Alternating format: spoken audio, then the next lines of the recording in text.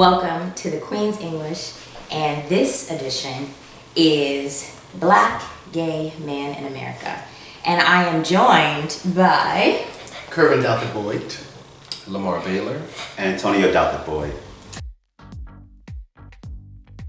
All right, so first and foremost, right? The Queen's English is a dictionary of LGBTQIA plus terms and lingo, colloquial phrases, right?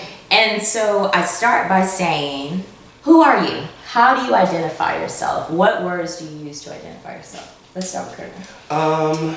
I'm Kirven Douthit-Boyd. I'm a black gay male. That's how I identify. My pronouns are he, him, his. Yeah. All right. What about you, Lamar? I am LaMar Baylor, and I identify the same way he does. What about you, Antonio? Kind of the same thing. All right. So can you tell me a little bit about how it was growing up? When did you know you were gay? I kind of always knew I was gay. Okay. I think from very, very early childhood memories, I always knew there was something different. I didn't pose the same qualities as my older brother or my younger brother. Mm-hmm. So I kind of always knew there was something different. And then as I got older and feelings got involved, I knew that I was gay. When you say the word queer, queer was never brought up in my household. It was like a fag, gay. Queer was something that I learned very early on that the white portion of the community used to identify themselves. Mm-hmm. So in my neighborhood, it was always gay, queer, so I always said, oh, I'm gay. Okay. I've always been gay. Mm-hmm. I've always identified as gay. Well, I mean, there was that slight moment in high school when I was dating women. Well, you were dating women in high school? A little bit. But I feel like, like when I was growing up, I mean, when we would play Power Rangers, I would always be the pink or the yellow one, and they were women, and I knew that I was attracted to men. I knew I was attracted to the people of the same sex as me, and I've never tried to deny that part of me.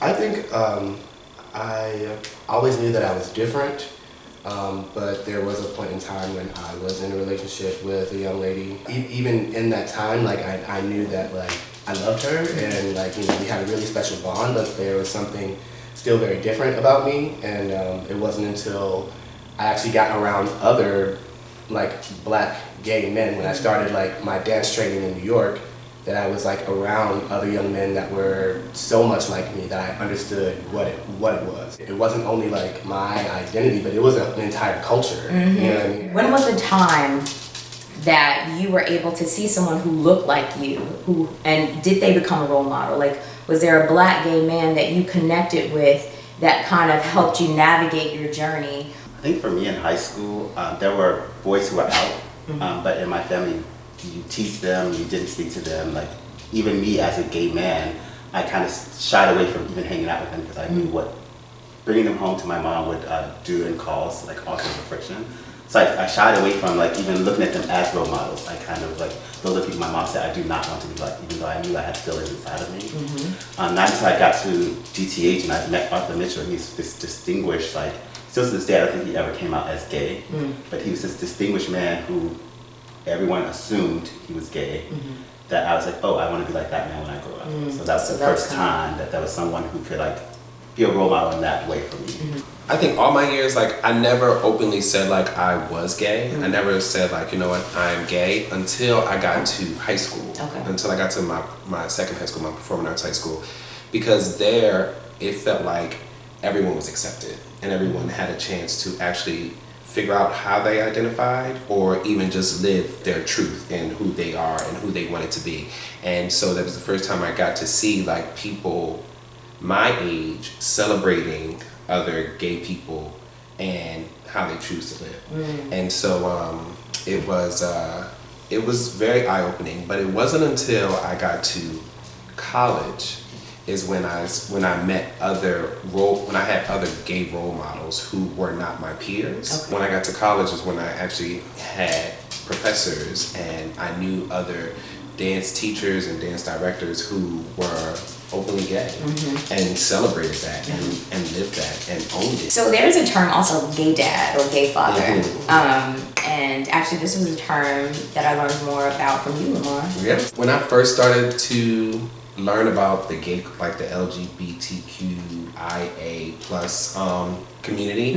My friends used to take me to Philly. My role models, who were my friends when I was in high school, took me to Philly, and I kind of got introduced to like the gay scene, like the gay scene, like That's another with word, like scene. drag queens and clubs, and like there was so many people on 13th Street in Philadelphia, and I ended up getting introduced to like the ballroom culture by Kareem Cartier, and he was like kind of like my introduction to like the mass gay culture, like the ballroom culture. And then from there I did have a gay father. His name was Kevin Prodigy, and he still he's a legendary. He is legendary. He still commentates the balls. And then from there I got another gay dad, and his name was Darrell Lacroix. So when we talk about language too, and its influence in the larger gay queer community, ballroom culture is kind of like a pivotal point of that language. Did you experience any pushback?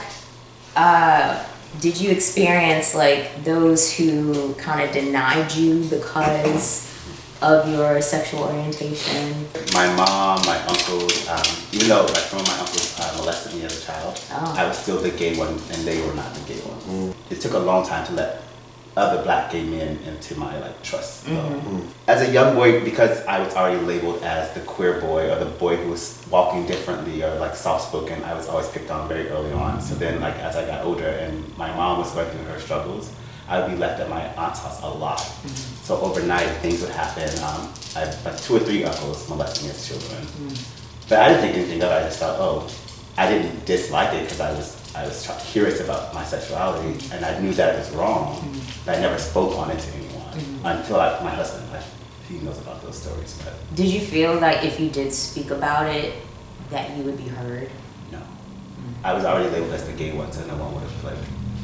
I don't think anyone would have taken it as serious as, oh, they could have been just like, oh, you wanted it to happen. No one would have. So it would have been your fault. That's what you felt like. But do you feel like it was your fault? No, but I think there's times I could have like made it stop. Definitely. This is true, but also you're the child and Yeah. you're the adult.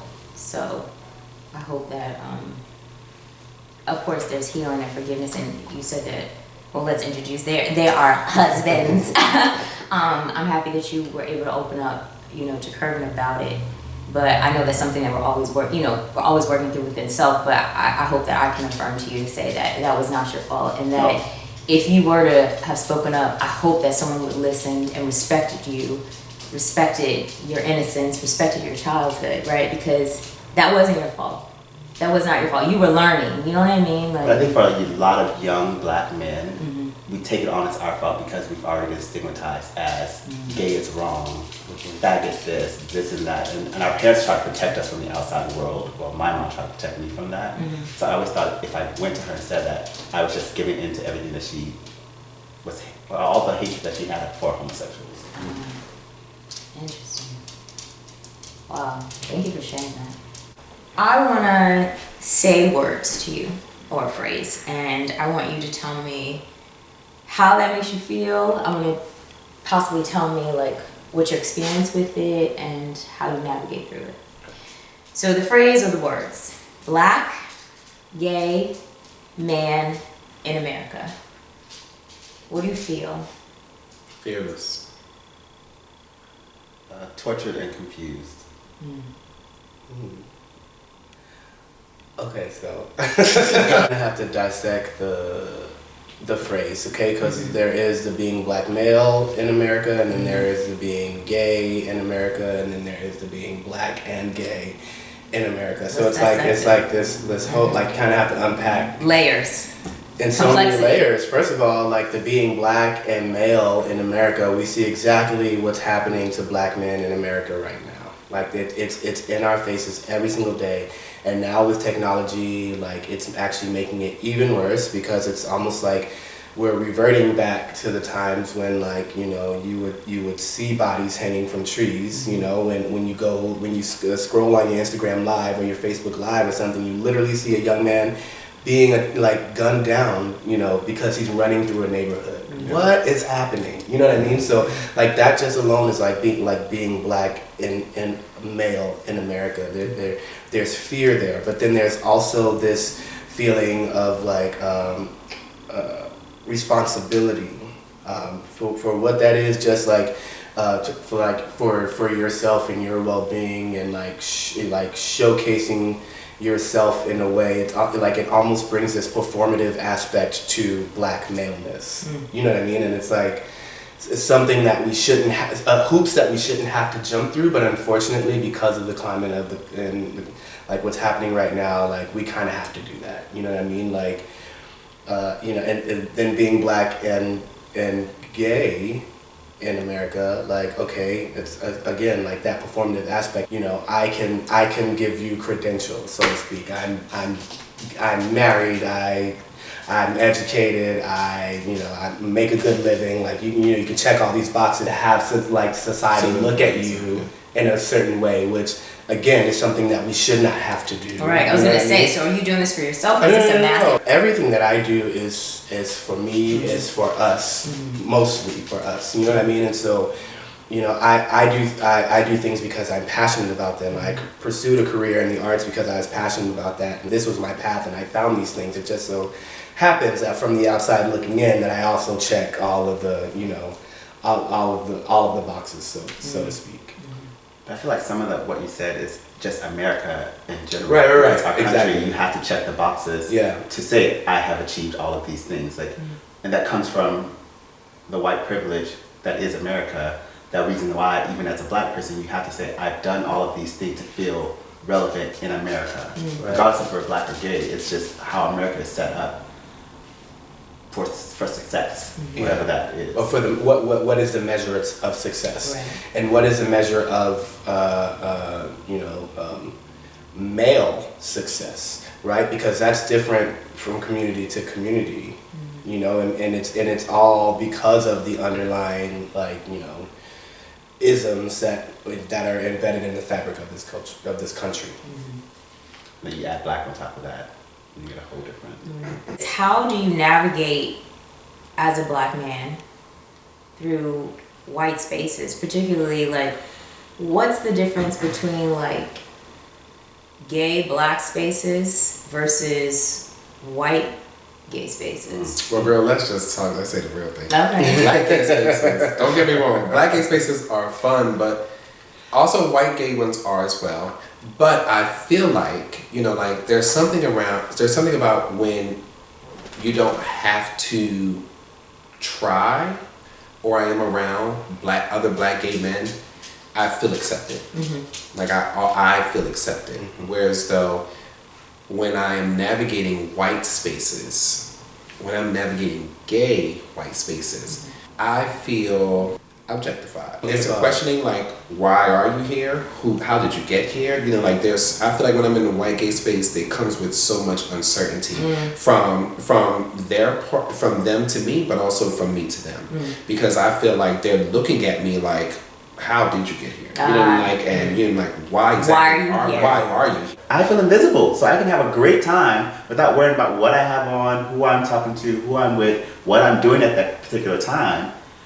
Because they don't care that I'm in the space, at their space. They're just like, that's your space, you're over there doing that. Blacks, we sit on the wall or we're dancing with our crew. We're not really engaging, as I say, the white crowd would be in their situations. I also feel like that invisibility that you speak of is an issue with black people in white spaces. No, that's why I said like it's a little bit sad. But so the fact that you like, you know, you walk into a space and feel like, you know, you're not even seen, or you are seen because they want to touch you. You know what I mean? Like that's that's problematic in and of itself. I would think that all of our communities, as young black men, we were told to, regardless if you're gay or not, to how to behave in settings, how to show up in settings.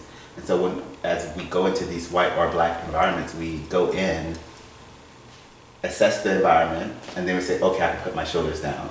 There's something about being understood without having to explain why you need to be understood is a very different thing when you do enter into white spaces. And then somebody questioning your reason or your want to be understood is that much more difficult, you know, like in the varying spaces.